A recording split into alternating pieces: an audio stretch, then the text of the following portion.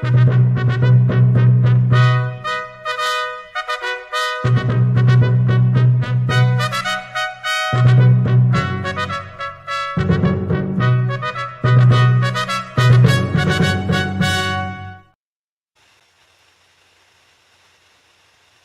evening, ladies and gentlemen, and welcome to another edition of Quods Get Gold. Today, we have I should say, most interesting woman. I don't say this often, but I have to say that knowing what she has done in her life, I'm quite impressed, and I've become an admirer. Rabia Kazan is a rebel without a hijab. As a young girl in a religious Muslim family in the 1970s Turkey, she was forced to wear the head covering and got a beating from her mother if she removed it. In 1996, Rabia started her journalism career as a correspondent working for the Istanbul documentary show on Flash TV. She then became a columnist for national movement parties affiliated with the Turkish newspaper Ortadoğu, where she worked for 6 years and conducted an interview with Mehmet Ali Ajka that rose her to fame. We are going to have a couple of words about that. She also founded the news magazine Haber Revizyon in Istanbul. In 2007, she wrote a book, Tahran Melekleri, or Angels of Tehran, about the use of temporary marriages, mut'a or sigheh, that she called sanctioned prostitution, eliciting heavy criticism from some Muslim quarters. Rabia moved to the U.S. in 2010, worked for numerous human rights organizations and for the UN, and in 2012 removed her hijab for good. Perhaps inspired by the death threats received as a consequence of this, in 2014 she launched a global campaign, This Is Not My Allah, against Islamic terrorism, with French political analyst Alain Wenger, president of ICLA, in New York City. The aim of the campaign is to encourage Muslims to speak out against Islamic extremism. The launch took place at the New York Hilton after the Harvard Club in New York canceled it 1 week prior to launch. Today, she is the president of the Middle East Women's Coalition, an organization she founded in 2016, where she continues her work on behalf of women's rights in Islamic countries and around the world, and to vigorously promote secularism in Islam to prevent child marriages and the human trafficking of women, as a continuation of the work which she started in Italy almost 20 years ago. Rabia has been a frequent guest of Eli Gold in Washington, D.C., where they hosted several briefings in the Capitol and elsewhere on Capitol Hill. Please support our work by making a tax-deductible contribution to the Gold Institute for International Strategy, and we will be posting a link through the program to that effect. And I think I've spoken quite a bit now, so without further ado, Rabia, welcome, and thank you for joining us tonight. Thank you for having me, and I want to start my conversation to deliver my gratefulness and thank to the Mr. Eli Gold, your Gold Institute president, because years ago, he gave me a voice on behalf of millions of women who doesn't have the voice. I want to thank him from here first. Thank you, Mr. Eli Gold. Well, on his behalf, I thank you then. Now, your story is fascinating in many respects. You were born in Turkey. Yes. Where? Were you born in Istanbul or somewhere else? I born in Malatya, is Anatolia. After a couple, I remember 2 years, I moved to Istanbul. But I born in Malatya, it calls Anatolia, in not Istanbul, but I raised in Istanbul. And Anatolia is a place that I know as a vacation spot, actually. Yes, definitely, but at the same time, very conservative. Very conservative indeed. Very unlike Istanbul in many respects, and especially that one. Istanbul back then was a more secularized city. Yes, Istanbul was, for many of Anatolians, was a dream city. The border was no different from Anatolia because we were secular and modern.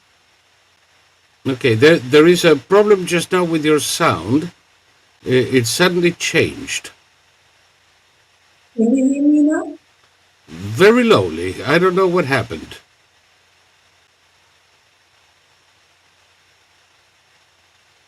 Outside, I hear you very well. Now I can hear you perfectly. So I want to make sure we don't lose anything you have to say tonight. And of course, when you're going live, things happen, and the audience knows it, so no problem. So you moved as a very young girl to Istanbul, a more secularized city, but your family was very observant. Absolutely, but my mother and father was different. My mother was more religious, and my mother and father divorced. And my mom was extremely conservative Muslim. Then all she wanted to be me, the most, because of my name actually, Rabia, one of two very famous Muslim, the priest name in history. It calls Rabia Adawiya. It's like a sort of saints in Islamic culture. Yes, That's why she wanted to be, sort of, because there are no saints, but revered yes, almost I try as. to be, yes, I try to be the explain, it's the very holy women for Islamic culture. It's called the Rabia al-Adawiya, which is in the history. Rabia al-Adawiya was a very religious, it's like a priest, that women imam, let's say. Yes. I understand that in your upbringing, your mother was not too keen on you taking off the hijab, or in other words, laxing in your observance of customs. Yes, But yet, you could still study and go to work as a journalist.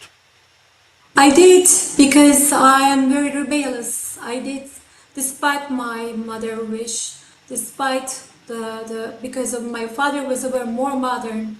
My mother was extremely religious, and she want me to read the Quran. Actually, she didn't only want me to read the Quran. She want me to memorize the Quran. Right. She sent it to me for the summer school. That's not a school, mosque actually. It was where you're supposed to stay there in the whole summer. You have to wake up very early. A madrasa, a religious school? Madrasa we call. And I remember that it's a couple of months. I was maybe 10 years old, that I was waking up so early and memorizing all the Quran. What I all know, why I was wake up so early, and we have to have special washing before the prayer, and it was just like army. That was very scary for me. But all the time I remember I was sick, and I was calling that, talking to other imams. They're saying that, can you call my mom? And then actually, I was trying to make myself sick more if there is any escape from that. If there was any possibility that you'd be sent back to your mother. Yes, A very regimented life in the madrasa. very And much. how old were you when you did this? That time was it was the summertime. I think like it's supposed to be so whole summer, more than the two and a half months I was there.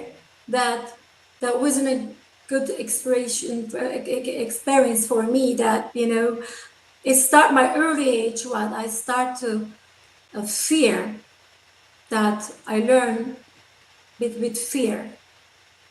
Uh, I don't think for many kids it is a troublesome experience. But But that was the that sort of the madrasa was have also violence. that if you don't remember this all verses, or if you memorize, you are getting something was so medieval. It was really, really so tough. I'm so grateful that I got, escaped at school, that I Yes. got sick. How old were you when you escaped the school? I think I was 10 years old. I was around, I'm not sure, about 9 or 10. So That 9 or 10 years time, old is when you were sent to memorize the Quran to a madrasa. my mom was very passionate, my grandmom as well. Then I remember that when I was a kid, my mom always just trying to tell me that you have to memorize all the prayers, all the Quran. And I didn't know what does this mean. That because of Arabic, it wasn't my language. It's because I would keep praying and praying. As much as I've memorized, my mom was love me. Otherwise, she wasn't. What did you do then? Did you go to a regular school or a I religious didn't school? go regular school. That was for the summertime. I was going to regular school, but the summertime, this is my mother, my early time before Right. she got the car accident. She was pushing me to, because for her dream, if I was become a special a women priest, imam, we call, she can go to the heaven. My grandmother can go to heaven. That it has to be the memorized, like every page of Quran. They we call this just Hatib, the Quran Hatib. Yes. Interesting. But life in Istanbul was different because the regular school was secular. Yes, That was more the land of Kemal Ataturk, not the land of fundamental Islam, is it? yes, definitely. Those days also when I was in school, like my mom and my grandmother and grandfather, where they were telling me that Kemal Atatürk is evil. That is also another thing that I was saying, that why he's evil, because was he brought the secularism to Turkey. He changed the Ottoman to give it to Republic of the secular Republic of Turkey. That was also they weren't happy. But after my mother get a car accident, she started to be softener, and then I could able to be continue to my education with my rebel, even though she was still religious, but she wasn't that much conservative. That we were at the car accident all together, and after my mom had a terrible injury, her brain, and she was in the coma. She was almost gonna die. After she was recovering, she wasn't pressure on me that much. But that before, it was amazing. It was just it was so fearful at No, I can before imagine that. that. But it would appear that opened the door for you to develop your interest in journalism. So when did you start that? Soon after you left school? Did you go to university first?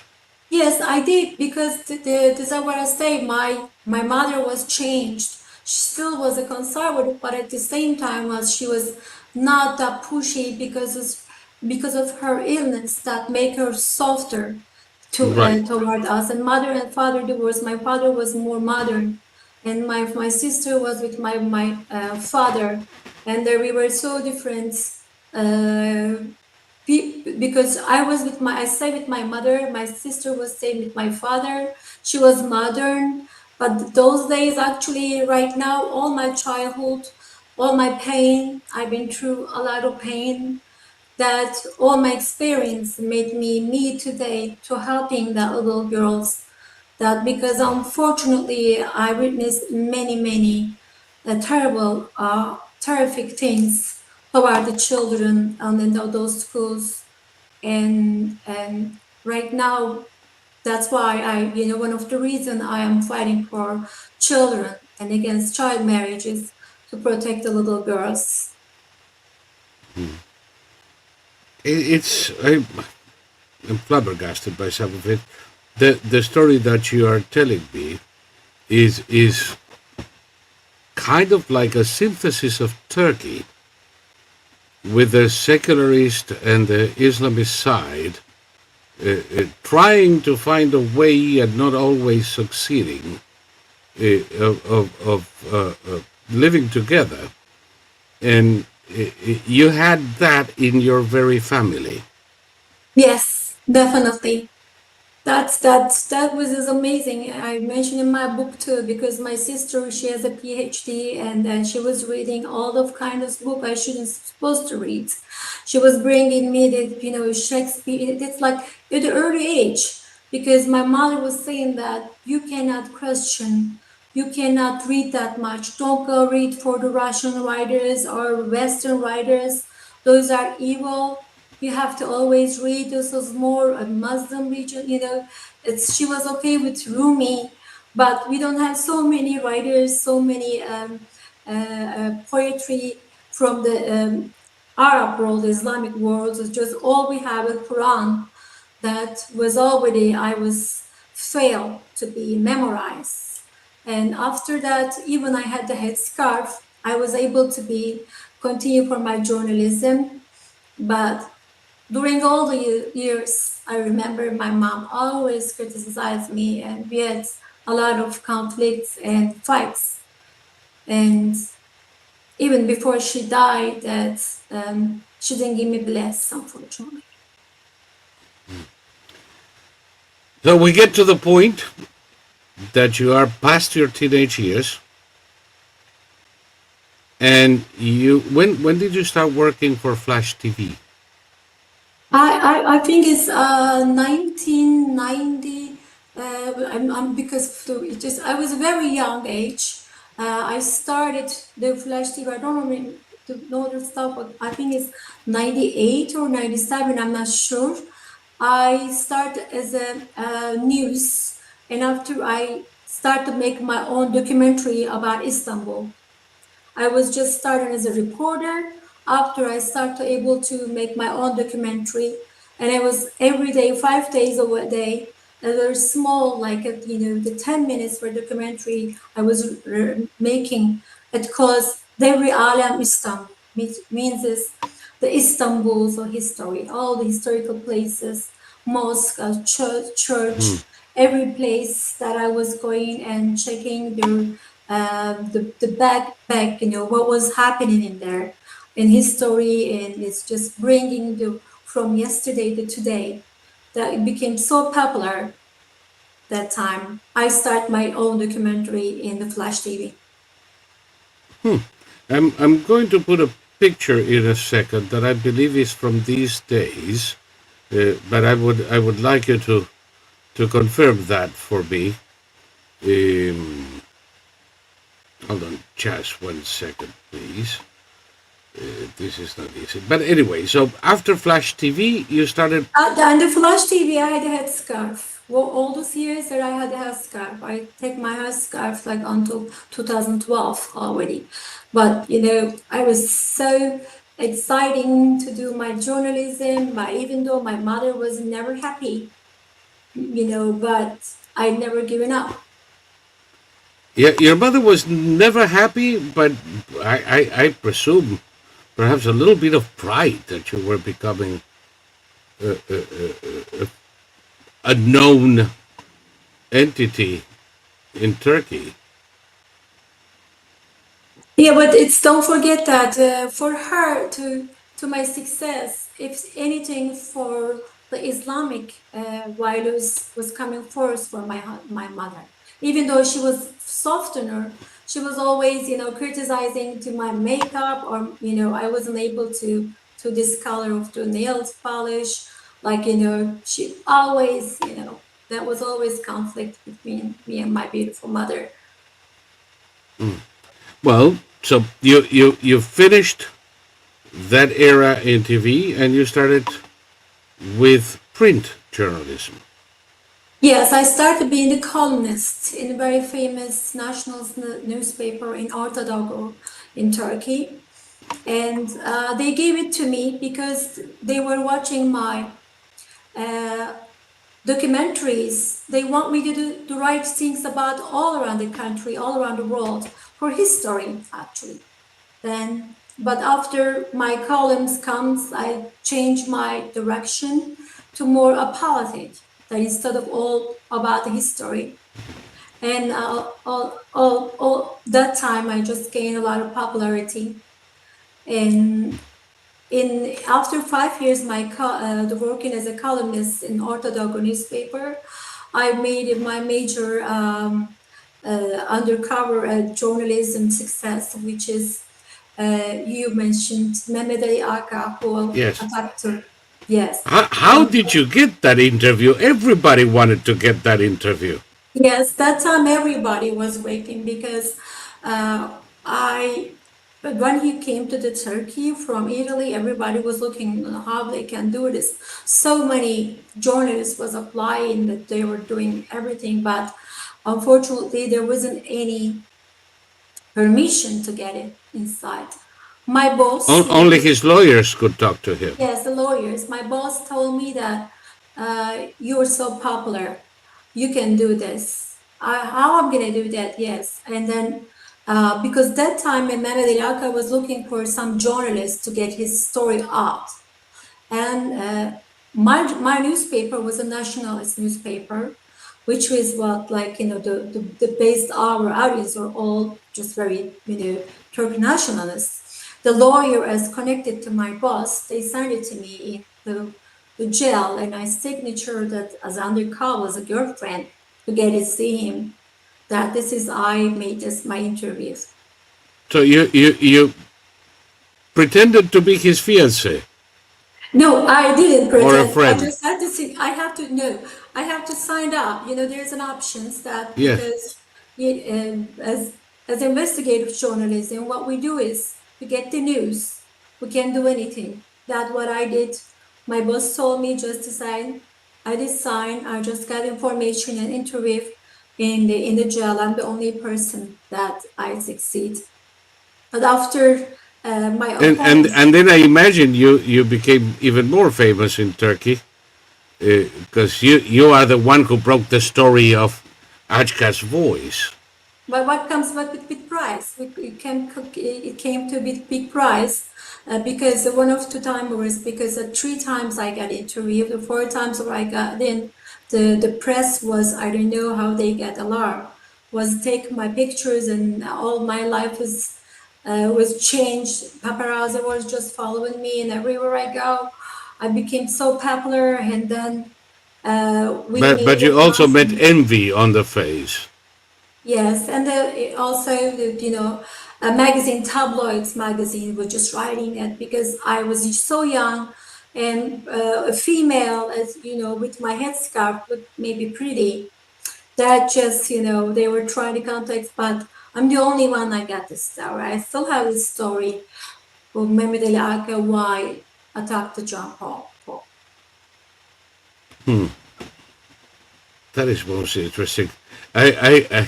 I'm very tempted to ask you questions about this, but it's not the main thrust of your work today.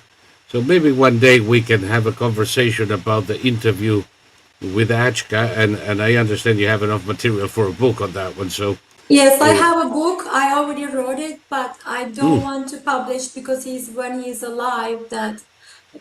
Because I have everything, I'm just keeping for the time comes, right times to publish. fair enough. So after that, you spent some time in Italy. Yes, actually, it's so interesting because of that. My book, I went to Italy. That I started work in Vatican. This is after the Angels of Tehran. No, I just after around this later. The first Okay. I started for my interview in jail, and then I started writing his life, and I was just trying to. That was a big job for me. That's why I wanted to go to Vatican. I went to Vatican in Italy, and I didn't have my Italian. I started to go to learn Italian languages. I started to go to school and start to work to interview. One of the very famous journalists, who is also a Vatican journalist, they call Frank Bruni, that is his name. Also, he helped me a lot in there, Franco, actually. And I started in Italy, in Vatican, and I started to make a lot of interviews, then back to Iran. I changed my paths. You were quite busy. Yes, I even cannot believe how I done this right now, but I think it's journalism, it's in your blood. Even that's dangerous, you cannot stop. No, you're bitten by a bug. So you went to Iran then? Yes, why I went to Iran? Because after my interview I was already so popular, went to the Vatican, I continued to finish my book, and then I already have my magazine. I start my own magazine, Haber Revision. And then it was also very popular because I was making interview with a big top of the political figures in Turkey. I was make them to cover, and the mafia and politicians are in Turkey was a cover in my magazine. I went to Iran because of incredible story. I was in Dubai. I met the very nice the old man. He said, "Are you Persian? You should go to Iran because he's the one he lost in the revolution time, his fiance. He thought I am so alike to his fiance that he was crying. I said, I will go. He said, you should go. You should see the women in Iran. He is the one lost her fiance in revolution time. He was from Jordan, but he just was thinking that my faces remind him like his. And he asked you to write about the women of Iran. Yeah. Was it about the plight of the women of Iran? I went to Iran just for my magazine. I didn't have any idea that I'm going to write because those days I am Muslim. And even though I am, rebellious towards a lot of things, but I never ever I'm thinking against my religion. I am headscarf. Yes, I was trying to be secularist, the Muslim, but not change my religion or left Islam. I went to Iran because of he inspired me, and I just said, let me go there. What is going on? As our neighborhood, Turkey is a neighborhood in Iran. And I went there. Before I went there, I actually tried to get the visa for press visa. They didn't give it to me. And as an investigative journalist, I choose to be the undercover. I went. Well, you should have been working for CNN. Christiana Manpour gets a visa anytime she wants. I love her, yeah. And then I went there for my magazine, my own magazine, just for the interview, undercover. It turns out to be it's different story. I'm never ever thinking what's going on because it was so easy. I was thinking it wasn't easy in Turkey as a Muslim woman. It was totally a surprise to me. That time I met a real world, which was the name Sharia. Right, because Turkey, I mean, you were observant. Your mother was quite observant. I wouldn't say fundamentalist, maybe. Yeah, but it's like nothing even like. I was complaining to my mother. I went to the Iran. I'm like, I started being just, oh my God, how nice mother to me was. I see that it just totally was shocked. Right. That I really faced that. You faced the reality of Sharia because in Turkey you didn't know that, however observant your family was. And not even close. Not even yes. Turkey. Tell me a little bit about that, because obviously you go over there and you go from Istanbul, where some women wear hijab, some women don't wear hijab. Yes, nobody is beaten on the street for not wearing a hijab. You go to the beach in in Turkey, and you have women in bikinis. They don't have to wear burqas. And suddenly you're in Tehran, where the rules are quite different, aren't they? It was it was a horror. That's because I really regret the first day, because even though I am very courageous journalist undercover, I could get killed. I could have died, and I could have been raped and jailed. That was really serious, Mr. Saul. It was. I can't describe you those days how it was, because of the first day everything started. The first day and after day, I saw mafia, I saw police, I saw little girls, I never seen in my lifetime. Totally different world. The Iranian Islamic regime was the one changed my whole life. Still now, changed my direction totally. W- w- I'm trying to think how very little is understood of the reality on the ground there. Because some people in the U.S. make light of these things. It's almost like they treat it as a joke. But what you found there is that it was no joke. Does it matter the age of the woman? You can't even imagine. First of all, the first night that started, one guy came to, I was in a Marmar hotel in Tehran. And the first man came to me. This is how I met. I'm just going there to make an interview for my magazine for a good intention, to understand it. I was thinking they're conservative. I have no idea about Sharia law. Just right now, today, in United States, they have no idea about Sharia law. No, none.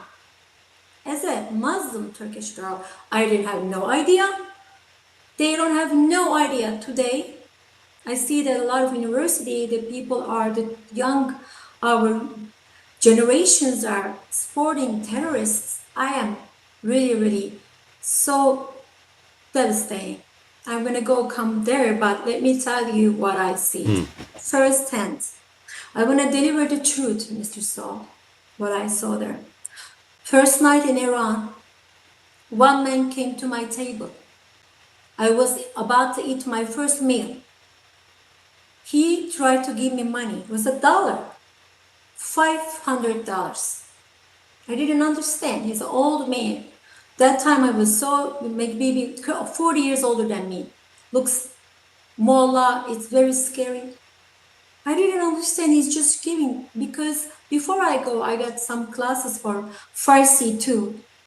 And then I called the waitress. I said, what is this man is asking? Because I'm so kind.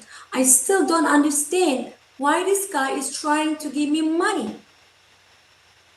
And then he told me, he has all English. He said he wants to marry you for one night, $500. I said, what? This is the first day. But as we know, there's marriage, and then there is marriage under Sharia law. He was proposing you a mut'a.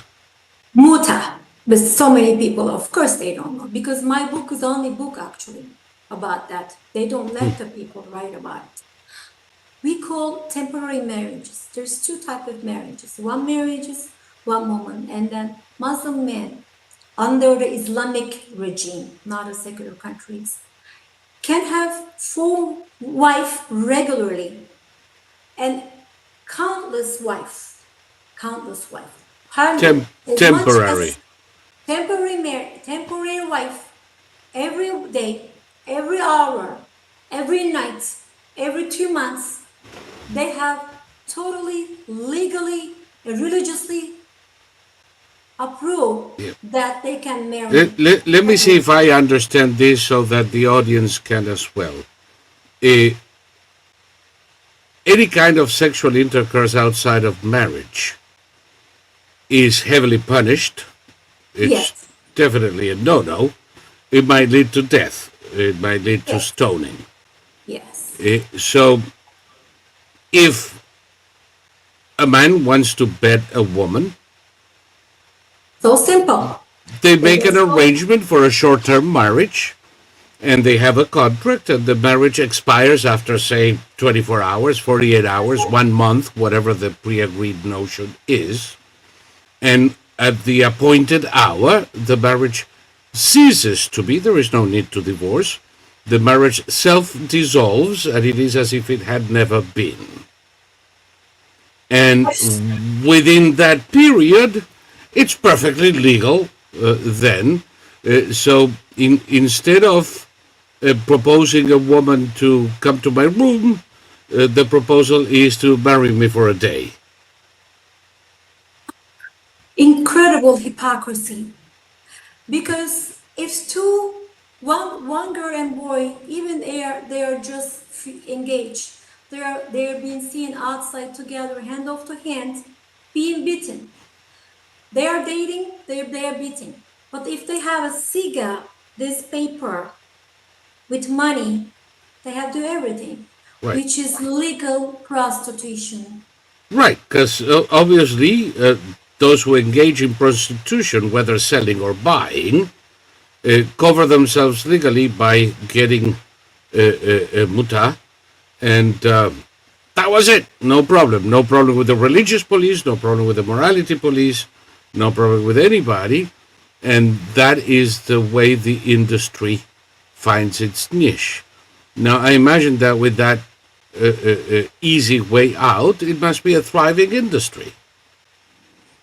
That's why so many high government people and they're like the huge mullahs or who's the president and cabinets. They have so many temporary marriages. You know who they are bringing those girls? Police. Police actually they are doing that because I interviewed 200 women. So many of them they don't want to do it. They're not willing to do it. They know this is a prostitution. They know they're selling their bodies, but they're being forced by the police. Right, but the police is bringing them to the John. Absolutely. So the By the way, the police not pay anything. I'm sorry. They don't pay. A police. Oh, they don't pay. They don't pay anything. Yes. Right. Because they're here. Well, of course, They still have the paper, but they get their commission in one-day marriages. And for all the pseudo morality of the regime, they actually operate as an oppressive enforcer of prostitution, and that could reach any woman, anywhere. You said you were approached. A woman enters a restaurant alone; she's a target. which is me, but it was the wrong person, obviously. It was the wrong place at the wrong time. Which I'm sure that eventually you had girlfriends or other figures with you once you figured out a single woman is a target. How many Certainly, women did you interview? They're choosing the women like that. They're choosing the most of widows. They're Right. choosing the women they're not powerful family. They're choosing the women it's not that they're financially secure. They're their target, those women, and so many women also being drugged. This is what I interviewed. They are being drugged. They're selling. They have website right now. But when I was there, which is what I interviewed for 200 women. The women's are pictures in the police hands. They're showing there which one. Like a This catalog. $100, 50, 20. I actually my price was very up. It's $10. This is Islamic regime in Iran. How hypocrite they are. It's That's interesting not because only women. I don't know too many people who refer to them in this fashion. We are more familiar with other horrors that they impose. Who can forget? Plus, like if you're Muslim, if you go to Iran, you can marry it that way. That's why so many Arabs, so many Muslim countries, men, they go there as a tourist to get Right. this It's sex prostitution. tourism. Yes, sex tourism. But this is most important thingly that women. But then if a girl doesn't have the hijab properly on her head, like Masha Amini, Yes. they get tortured and killed by the same police. That's why my question. This is my question. If you don't have the hair scarf, you get shot, you get beaten, you get jail. But if you go and sell yourself one piece of paper, 1 hour, no problem. The guy can see everything. As long as the hijab is well placed when you do it. This is the mother and father of hypocrisy, isn't it? Yes. So the effect of this, I understood, shook you to the core of your beliefs. Also, I have to add you something about that temporary marriage, prostitution, legal prostitution in Iran Islamic regime. Women cannot get pregnant. How? Because sometimes every day another prostitute, I interview with those women. So many of them, they abort their babies. Of course. Because the baby is not allowed from the temporary marriages. And then the same police take them to the abortion many clinic. of them, they die because of they abort themselves in their house. Some of their friends and neighborhood doing this very medieval things. They're doing this to for special metal, and then the girls are getting loose blood and they died. They die. Yeah. Well, we know the effects of clandestine abortions on women, and we know the myriad health problems that ensued, from damage to the uterus to bleeding to death and infections, and this apparently is common practice. You know, those girls, those women are praying to be free. That's why I left Iran. I never leave them. I pray every night for them. I pray every night. Those innocents, those Muslim girls are innocents, and they are the victim of the Sharia law. Not they are only the victim. It is Even difficult worse. not to feel for them. So you left Iran. Before the left Iran, I have to tell you, that's a very important thing. Because when I started, every day, shock, another shock, Mr. Saul. First, temporary marriages. The second, child marriages. Child marriage is even worse. You know, I mean, I can't describe my feelings. How old are the 9-year-old girls, 80-year-old girls married? 10, yes, even they're 7, doesn't matter. That's the And moment. we're not talking about betrothal or no. We're talking actual marriage, where the man who marries the 9-year-old takes her to the wedding night bed afterwards, right? Of course they do. They do. They very much do. Legalized pedophilia. It's real pedophilia. Of course, they're still selling. They are selling. They continue to selling. I don't know what to say, but anyone in the world support this, respect this. I'm questioning their humanity. Against the humanity, I saw little girls. I'm the first witness. I saw there. I'm not telling you as just one journalist. And they're doing this with temporary marriages as well? But the thing is, they're doing more because they're just so child. They're not doing the temporary marriages. They're just taking there until, I don't know, maybe in the future they're gonna stay a couple of divorce. They can divorce for 3 words. And that's it. Maybe but their child, they use in a couple of years until the early, after teenager, maybe after 20 years old. If they have the baby, maybe they're gonna keep them, but we don't guarantee. Are they gonna go to? Why do you think that women's rights organizations in the West, in Europe, in the US, uh, don't seem to be concerned at all with this. I've been fighting, Mr. Saul, in United Nations as well. I did. I asked, that time was Iraqi ambassador, because they made, unfortunately, in Iraq, the age of the marriage legally 12 from the 18. I asked, why did you do that? And they cut my microphone off. This political correctness, this neglection, this lie and sugar-coated and blind eye, killing our girls. They're not American, they're Iranian, but they are No, they're ours. They're children. They are ours. They're humanity's children. No one deserves, no any children. That's why today I wanted to give a message. Please, without knowing what is Sharia law, do not support any terror organization, because there's no difference between Hamas, ISIS, Hezbollah, or Iranian regime and Taliban. It's all the same. They believe child marriages. And they're all interconnected.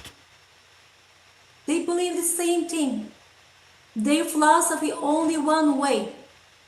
Men have to have rights. Especially if the think about this is happening Muslim girls. If the Christians or Jewish or Yazidis, because I brought Yazidis speaker, you know the Yazidis, right? In Syria. And I know what they suffered under ISIS. They cry for help. They fight against. She told me 4 years old Yazidis being raped by ISIS. This is not a story. We have proof. We have documentary. Yes. She made the documentary. We brought her to United Nations, but media, it's not covering. No, they're not covering some of the atrocities on October 7 that apparently do not fill their narrative, so they're silent. And what you are saying would come as no surprise to those who know what Hamas did in October 7th. There is no limit to the depravity. And also, but what you're saying is different, because in Iran, as well as in the areas controlled by terrorist organizations, for lack of a better name, of which there are many, including in Iraq, and this is institutionalized. It's every day. It is the rule in Afghanistan again. Absolutely. That's why I just want to tell you that after that, you remember Malala, the little girl. Yes, the little girl that was shot in the head. She was the Muslim girl. She said, I want to go to school. She gets shot. Yeah. How dare you learn? It is so incredible. But you know, Malala was paraded around in the West. She was feted around in the West. She was celebrated, and just as soon forgotten. Yes, but at least because she was an Iranian, and then because time to time they make something that look to make it like, yeah, we care about it, but they don't. No, but there are hundreds of Malalas every day, and that's why I asked you. Not hundreds. That's why I asked you if you have an opinion as to why all of these women's rights organizations that spend lavishly on themselves, both donations and government money on occasion, are quite silent about these atrocities. We don't want money, especially so interesting that we only want voice. They don't give it to us because they're not able to talk. The topic is so fragile for them. So I don't know why they so fear to talk. If we don't talk, how are we going to help? How are we going to fix? This is happening, Mr. Saul. Every single day, little girls being sold into sexual slavery under the Sharia law, all the terrorist countries, and Hamas, Hezbollah, ISIS, they're all the same. And Yep. Iran is the supply already, the supervisor for do that. You know, Hamas is the brother for the Iran, Hezbollah, they're just all the best friends. They're the support funder of each last other. resort for all of them. Yes. Well, what do you think of, and without getting into politics, which is not the purpose of this, but what do you think in Western countries, in the US, in Canada, in Australia, in Europe, of governments that insist in acting as if none of this were true, as if we were dealing with a partner with whom we could negotiate? Oh my God, we have documentaries, we have so many proofs, we have deaths. Even the girls they take our girls even in Iran to the jail. Before they beheaded, they rape first because they are virgin. Those are So that they can go to heaven. United Nations. By the way, isn't it a practice that Yes. girls are raped before being executed, cannot die so there. they cannot enter heaven? Yes. They don't want them to be the virgin. Incredible. No word. No word. Please stop being very politically correct. Let's just listen. Just listen. We're all going to die one day.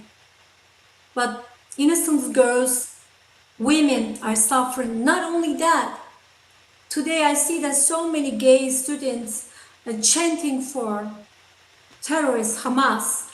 I want to call them to do a little vacation to Iran, softer version of Sharia law. Maybe we should organize a fundraiser and send them there. Absolutely, yes. I actually want to make a tour for them. Because especially the other day I was watching university, the protesting. Gays are so passionately supporting Hamas.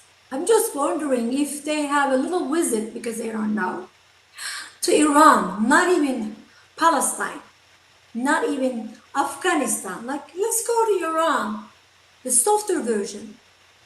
They get some boyfriend, execute together, and enjoy. Do they dare? No, they're not there to go. They're not there to see. As a All journalist, the gays are being executed. yes, and in very creative manner on occasion. They're not just put against the wall and shot. No. They have to be more creative than that. But Citizens' rights. Where is gays' rights? there are none. But you see, who has rights over there other than the mullahs? No one. Bingo. Men and mullahs. Maybe and men up to a point. Hamas, Hezbollah, ISIS, all Taliban. Right. They're all. No one has any power. And men only when affiliated to the regime, because otherwise they're free to work and obey. They have gun. They have gun. They can kill at the same time 100 people. If 100 people they don't have the gun, how they can fight? The biggest mistake, whole world thinking, Iranian people are loving regime. No. They are cry for help. They pray for freedom. They fight. do every day.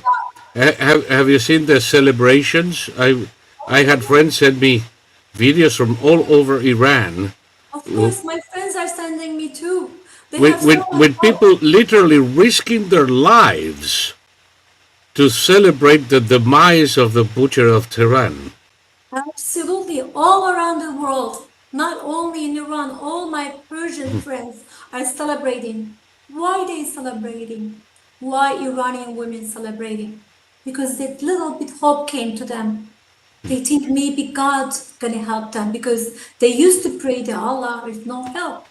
this time maybe we don't know the new president is going to be the butcher, but I hope one day Iran will be free. Iranian girls and women. Inshallah. Thank you so much. They deserve to be free. Now, we don't have a lot of time left, but we have a lot of territory to cover. I was going to ask you regarding this. You mentioned all of these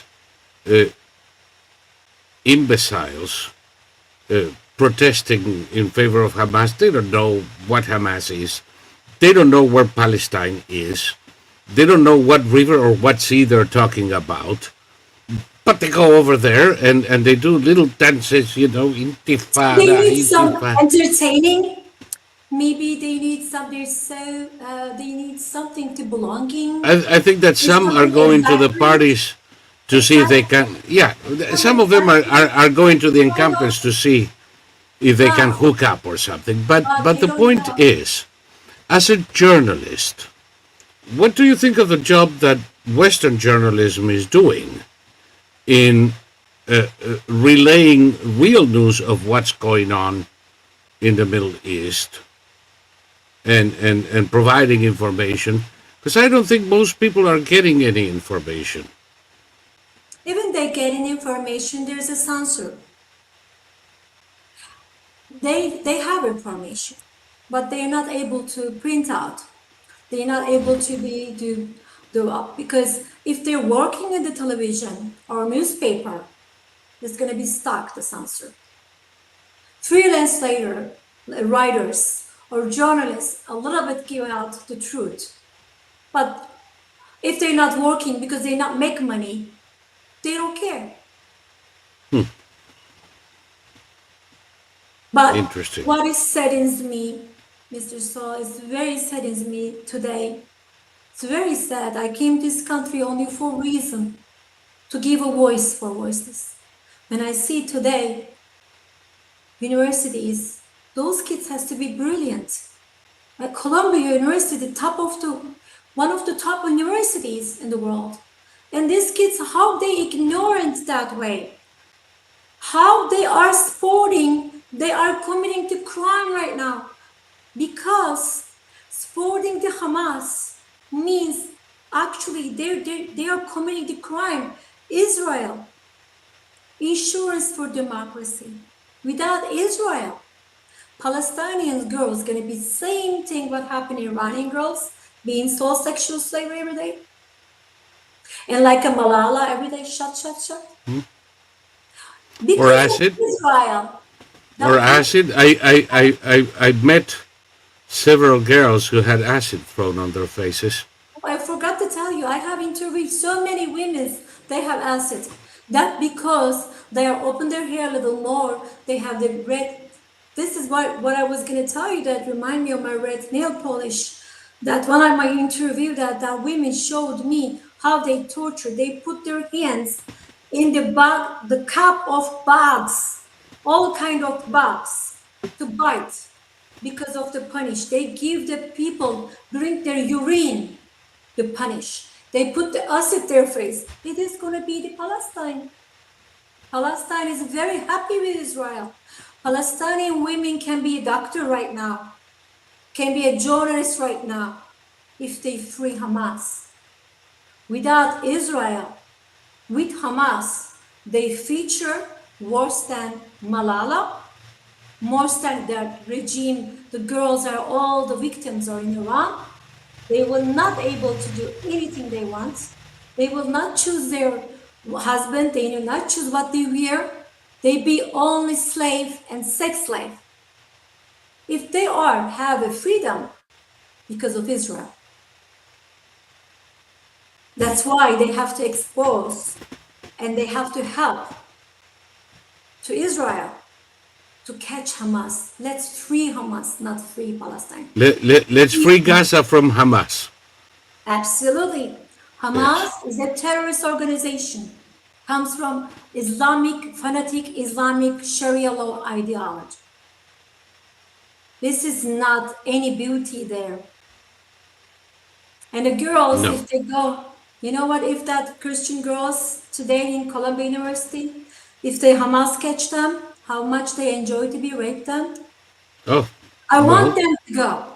I remember many cases of peaceniks from France, from the U.S., who went to Syria to show that we're all brethren and we can all live in peace. And all of them were captured by ISIS, uh, raped men and women. Absolutely. Because we never say that rape for these barbarians is not limited to women. Fortunately. I don't want to And even go there. It's that not only that so much torture, incredible torture, incredible thing. It just how savage, how barbaric, and how come the world blind eye? How come this world is being that ignorant? I can't believe it. Who started this? October 7th. How do people forget that little babies in the cage? The girl was killed. Girl was just pushing. Remember that? We didn't yes, I upload do. these videos. They They put did. the videos. That was the sort of new century of the Holocaust. Not only Jewish, Christian, all of Buddhists, maybe Muslims, all the people are died. And how come today coming here and Israel try to find Hamas? We have to clean Hamas. We all have to help Israel, and we have to find our hostages. Okay? We didn't forget them. We have to bring them home now. I couldn't agree more. Let me make you a proposition even your husband would approve of. Uh, I'm finding this conversation fascinating, and we have been going at it for an hour.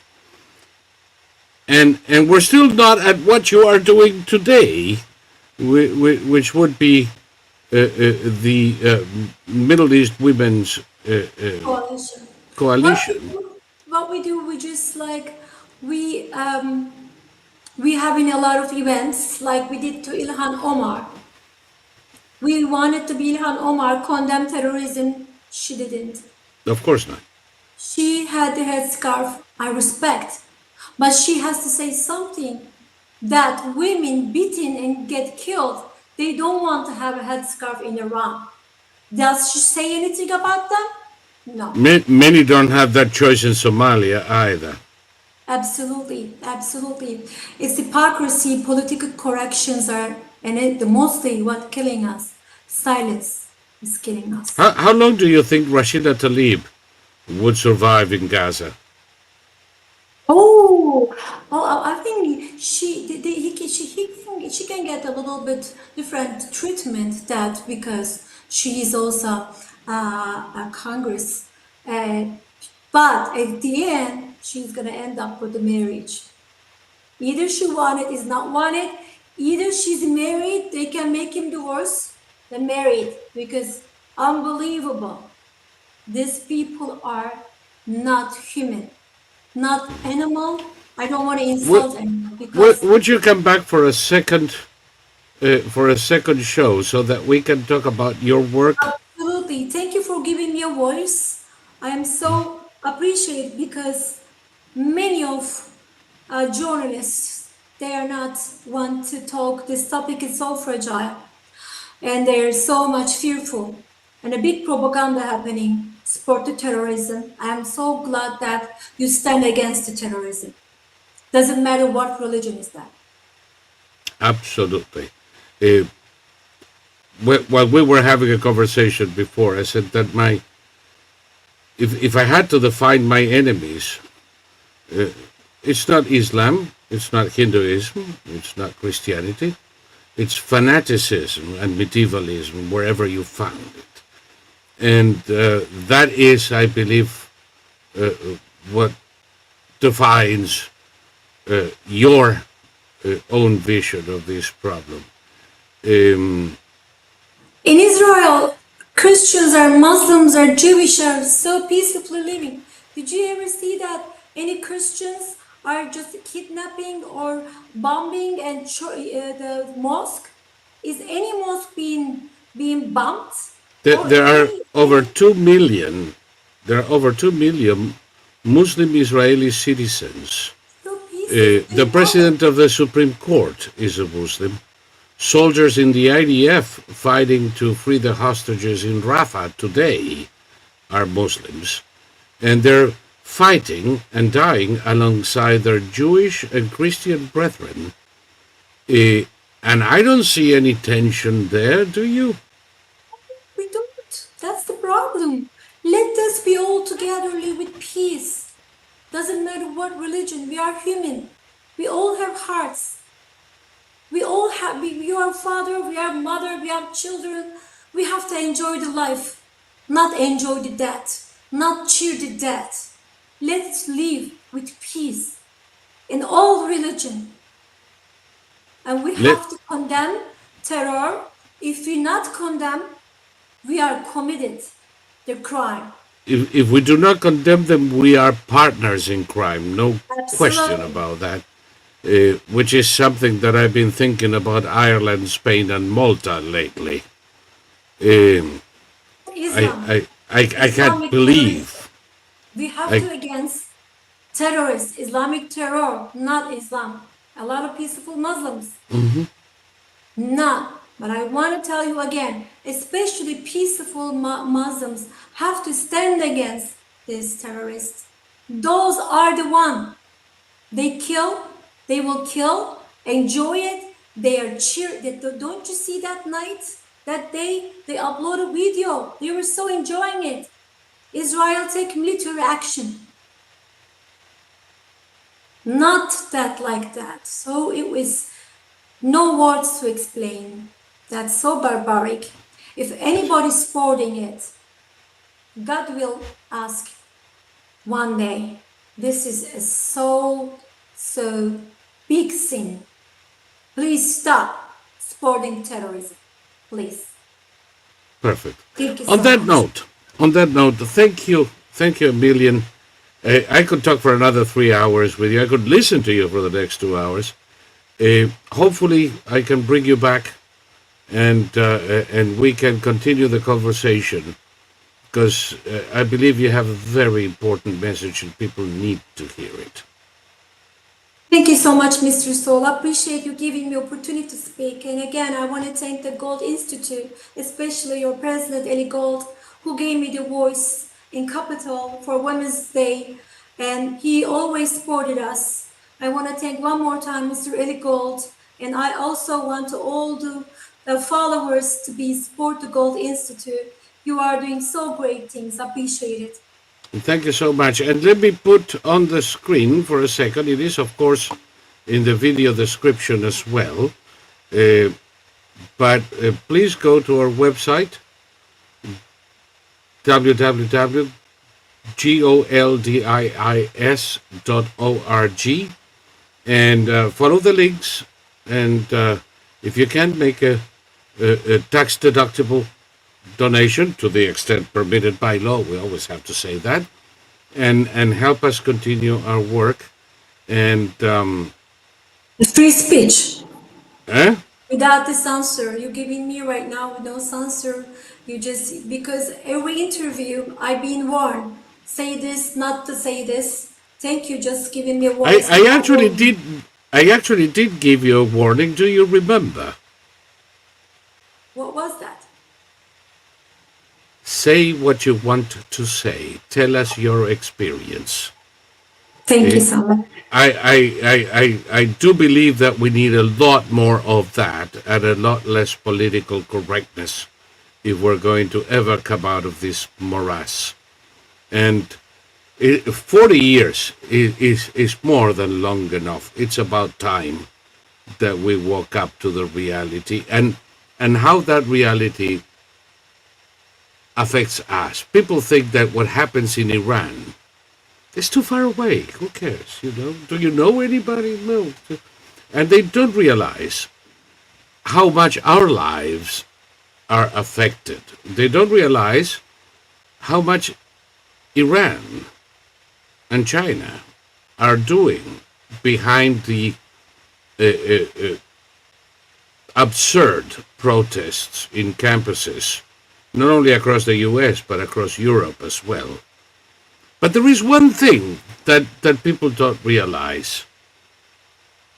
In the past, every time there was conflict between Israel and these terrorists in Fatastan and Hamastan,